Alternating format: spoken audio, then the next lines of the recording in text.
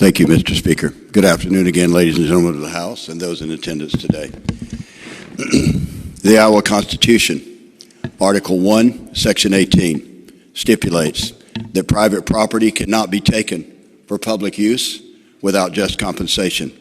The government has to demonstrate that the taking would serve a public purpose. Infrastructure projects like roads or schools, or energy projects essential to the functioning of our society, like electric transmission lines, oil, and natural gas.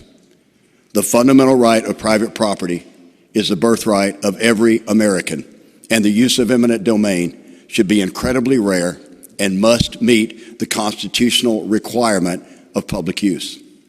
The CO2 pipeline project, which according to its supporters will be a great benefit to agriculture and to our economy, and that is great. I hope they are right.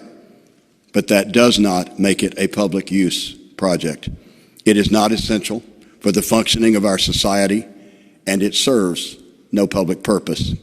It is not convenient and necessary for the people of Iowa. Let us call it what it is. It is an economic development project.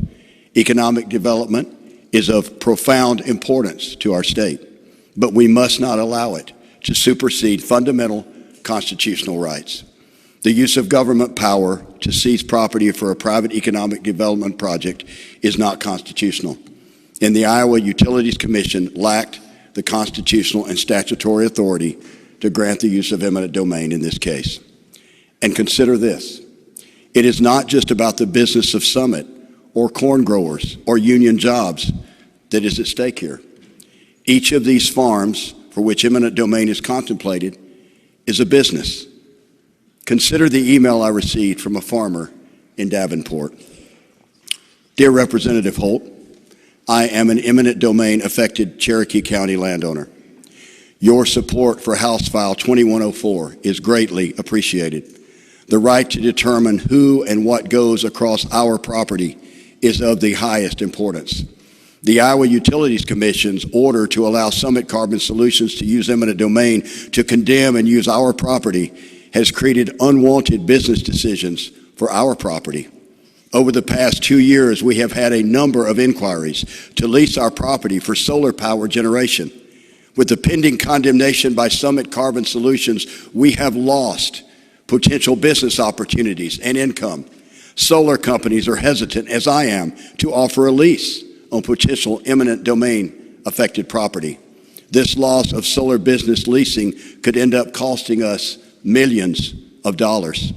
All I am asking is that we have the choice on how to use our property without the threat use of eminent domain.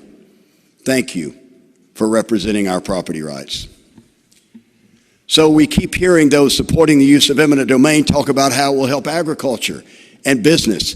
But this farmer and the others like him, their business and future economic opportunities matter just as much as those who want the pipeline and want to use eminent domain. And this farmer and business owner was there first.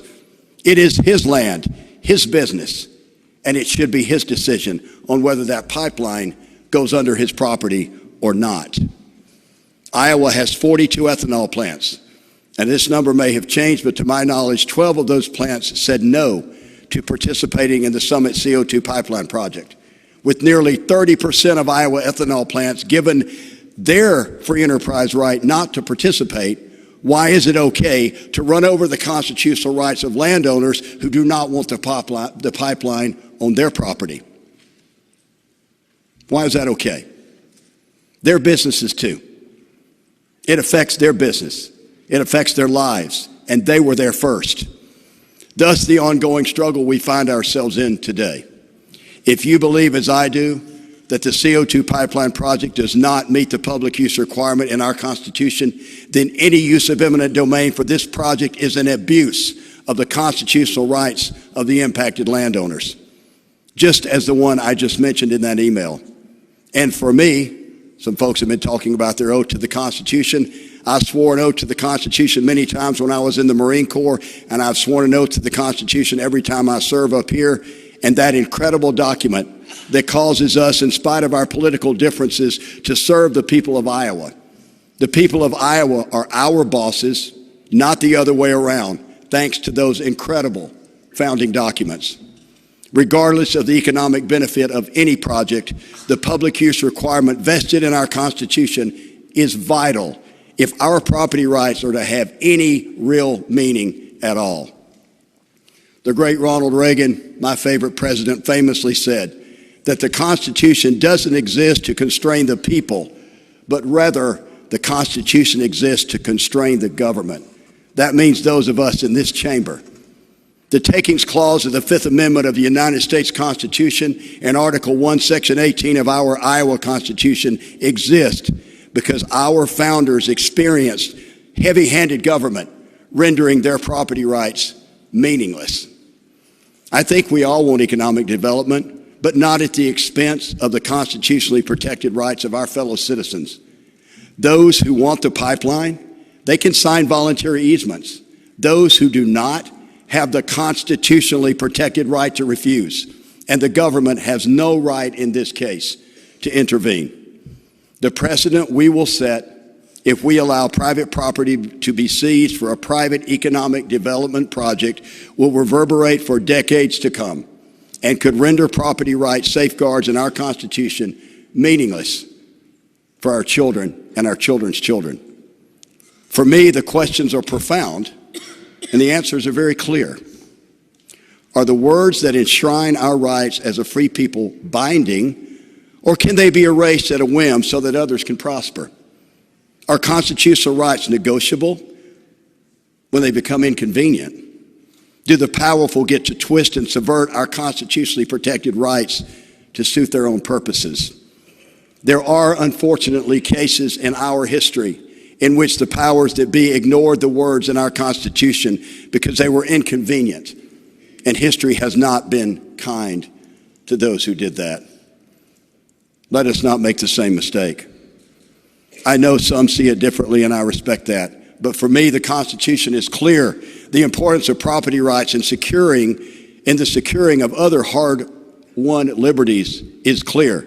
And the taking of land for a private economic development project is exactly the kind of abuse our founders sought to prevent when they penned the words public use to severely restrict the wielding of eminent domain, this raw government power that steps in and intrudes on the freedom and liberty of those who dare to say no to the powers that be.